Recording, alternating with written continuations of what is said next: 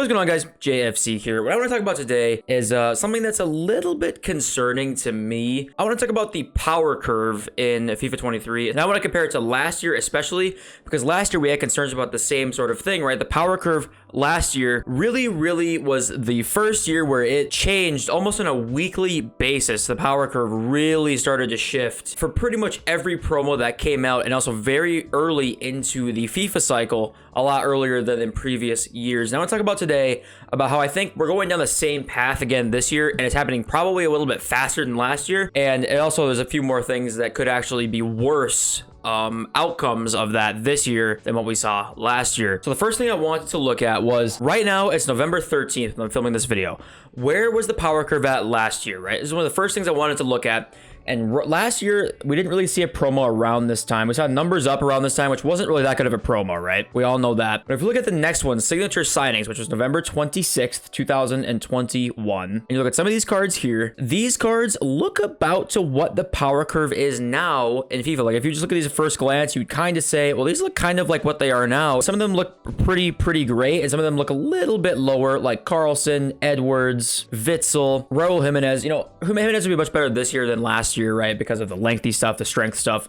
But if you think about last year, I'm looking at this team that came out November 26th, and also FIFA 22 came out 3 to 4 days before FIFA 23. So you have to add in the fact that this is also a little bit longer into the cycle than even what November 26th would be in FIFA 23. So now let's look at the newest team.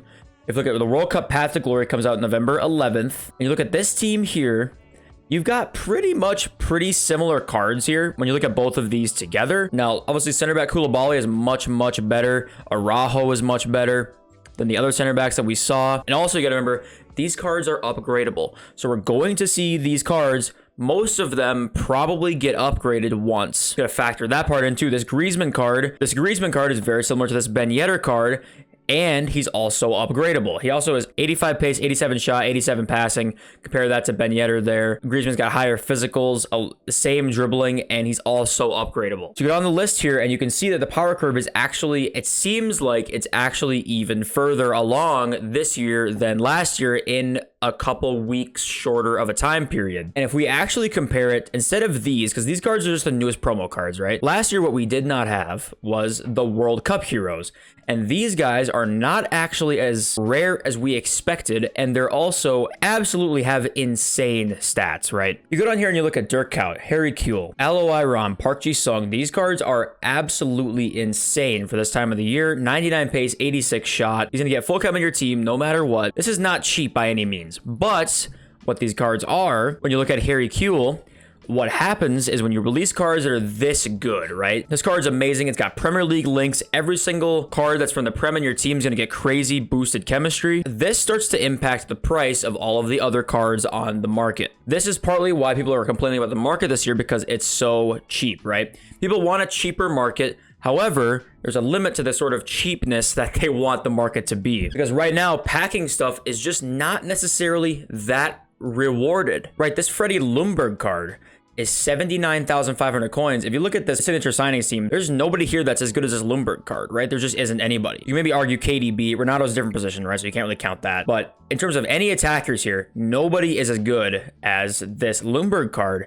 And Ljungberg is 80,000 coins, and he gets crazy good links in your team. He's gonna get full chem no matter what, and every Premier League card in your team is going to get juiced chemistry. So you add all of that into a 4-star card with outside foot shot trait, which is great in this game. The in-game stats are all really nice, honestly. And a card like this getting released impacts other prices on the market so heavily. We go back here and just look at basically that Ljungberg. Why would you not go and get him instead of a Gold Heung-min Son, right? A Gold Heung-min Son who's got great stats. He's fairly similar, but he also does not have the chemistry boost that Ljungberg does. And Son plays for Tottenham, so it's a little bit harder to link him in your team. Also, he's Korean. So this Heung-min Son card is 29,000 coins.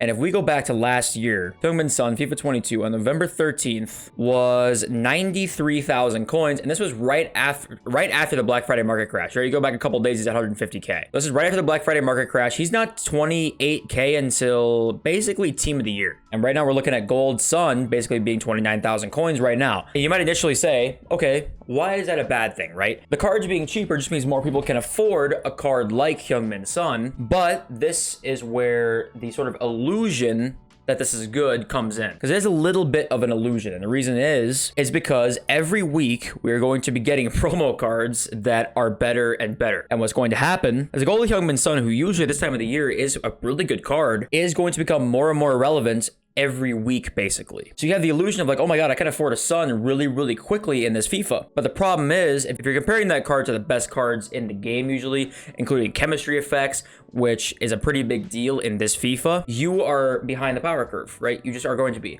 That gold Heung-min Son probably is only going to be in the power curve for another couple weeks is my guess, and after that he's probably going to be gone. And we got to remember also is that every single promo team basically that has come out since, I want to say, when was the last promo team we really saw rise out of packs, right? Out of positions did terribly out of packs. The Rule Breakers team 1 did okay, a couple of them did, but we're kind of looking at Road to the Knockouts, which are live cards. Those are kind of already are set to rise no matter what. Some of these guys really had, like, not much of the market of the out of packs guys have rose very much this year, at least compared to last year. Some of them, yes. Like, look at Calvin Phillips. Remember, Calvin Phillips rose a lot. Zaha rose a little bit at times. But other than that, Edin Dzeko rose maybe a teeny bit at times. But other than that, there really wasn't anybody that rose up. And last year, it was most of the cards would. But I think we're seeing this year is EA just wants people to kind of move on to the next promo team immediately, because that creates the need for FIFA points, the want to spend FIFA points, but the need for more and more coins. People want to move on to the next cards as quickly as possible, right? When you have the power curve, basically that when you look at the new promo cards that get released, you have all these guys, and then you add in the World Cup heroes that just got released, and you're looking at a power curve right now that is pretty far above even last year and a year that we complained about the power curve, right? And ultimately, the final question is sort of like, why is this a bad thing, right? We're getting new cards every week that look better than the last week, right? And that's kind of what some of the FIFA community wants, right? You want the new cards to come in the game and you want there to be a hype for those cards, right? But the problem is every single week right now, seemingly, cards just drop in price. The way to trade in this game right now isn't necessarily to invest in cards for 4 days like it used to be. It's basically you have to learn to flip.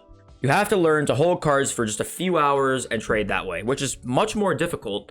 But it's kind of the way EA are forcing us. They're forcing our hand this year to do that. Because right now, their goal is to have every single new team come out. Everybody's old cards drop in price. New team comes out. People want to spend FIFA points on that team. People spend coins on that team. People open packs with coins that are in the store. And your old players drop in price. Therefore, you lose coins. And sure, you're not losing some buying power. But you know what you are losing? You're losing buying power toward the new cards in the game. Right? You're not losing buying power toward the old cards in the game. But they don't really care about that. You're losing buying power toward the new cards that come out in FIFA. I think that's where EA really, really want us at. And I'm not trying to shit on EA because I really actually like some of this World Cup content that's come out. There's definitely some things that I really appreciate them doing, right? We got Icon SBCs that came out this year a lot earlier. That Eto card came out. That's really, really meta. He's really, really good. He came out in November. And that is something that I need to give EA credit for. So I'm not just going to shit on EA in this video by any means, but I think this is a bigger problem that people are probably giving it credit for, because I'm worried when we get to January, February, March, before we even get to Team of the Season, we are going to have some just crazy juiced out cards before even we hit Team of the Season. So I think EA right now are just kind of executing their game plan kind of perfectly, right? I think that they want these cards to come out that are much better than the previous ones every single week. And people want to spend money on the game because the most expensive cards in FIFA are the ones that just came out, right? So to get to these cards, right, to get to the level of a Forlan, to afford him, you have to pack a lot of good stuff. You have to spend a lot of money in the game or trade a lot, because 900,000 coins, you either have to put in a lot of time into the game or spend money on the game, basically, to get this card. And then you add in the fact that the top tier icons, right, you talk about Johan Cruyff, these kinds of players, a mid Johan Cruyff right now, 2.69 million. He's actually dropped a lot because of the World Cup hero icon that got leaked. How do you earn basically 2.7 million coins this year? The only way is to feasibly do it. You basically almost can't have earned it through gameplay already only. You basically have to have traded. You basically have to be a top 5% trader in FIFA, top 10% trader, or you have to be a big spender on the game. There's no two ways about it. There used to be, you know, if you got one pack, it used to be if you got one really good pack pull, you could kind of, you're set for like a long time. This year, that just isn't the case, because most of the cards you can pack are just not that expensive anymore, right? So that's why there's a problem in the balance between the cheaper players and the expensive players, because yes, we want players to be somewhat cheaper, right? That's a good thing for a lot of the casual players. We want them to be able to afford a lot of the meta gold cards, right? Because they're just that's just better for a lot of the casuals in the game. What there also needs to be is a smaller price difference between the top tier cards and these lower tier cards like the golds, because right now it's borderline impossible to just play the game and earn the top tier cards anymore, because we don't get icon SBCs like R9s, Hullets, Ronaldinhos until August or July. And at that point, the game is just not worth grinding for anymore. So this is why we need a sort of a balance between the cheap market and the expensive market, in my opinion. And EA right now, because they're changing the power curve on virtually a weekly basis, we're getting a cheaper and cheaper market every single, pretty much by the day at this point. We're getting a cheaper and cheaper market, which in turn isn't necessarily inherently a bad thing. But like I've been saying, there just are a lot of downsides to that, which I think sometimes outweigh the good sides. And investing, why do we invest in fodder so much, right? The reason being is that for me, who spends a lot of time on this game, right? I spend a lot of time analyzing the market. As you guys know, I make videos about that daily. It's difficult to trade, even for me. This is probably the most difficult year to trade in my opinion. And for a casual who's trying to, get a few trades and, learn the basics of it, this is the toughest year to do it by far. And fodder is like the easiest way to do it, because it's one of the only ways nowadays. It's pretty much the only way to just say, hey, buy this card, he'll go up eventually. I could be totally wrong about all of this, right? I totally could be. If we get to January, February, March, and this is not a big deal, like this could not be a big deal at all, that's great. I would love to not be right about this. Definitely would be. If we get to a point in January, February where every card has got 490 plus stats, at that point, what's the differentiation between the team of the season cards and the February release cards, right? I don't know what the difference is other than cool new colors, but eventually everyone understands it. That kind of fades away. I just simply don't want the game to die early this year. I just don't want that. Nobody wants that to be a thing. And I'm really hoping that just ends up, it's just a worry rather than that actually comes to fruition, right? Now, what can they do to fix this? Well, the easiest way to do it, I think they can do that next year, is basically just make gold cards lower rated. Almost bring every gold card down 2 ratings, right? That would be probably the easiest way to do it. I think that's coming in the future. I think we've slowly gotten towards that way. We used to see more higher rated cards in the game. I think we're slowly getting there, but I think we're gonna eventually need to get to that point where, we see the top rated guy in the game. Like we see 190 rated player and next best is 89 rated.